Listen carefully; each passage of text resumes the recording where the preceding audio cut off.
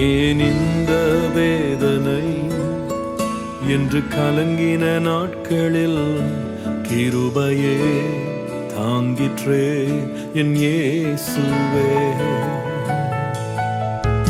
ஏன் இந்த வேதனை என்று கலங்கின நாட்களில் கிருபையே தாங்கிற்றே என் இயேசுவே.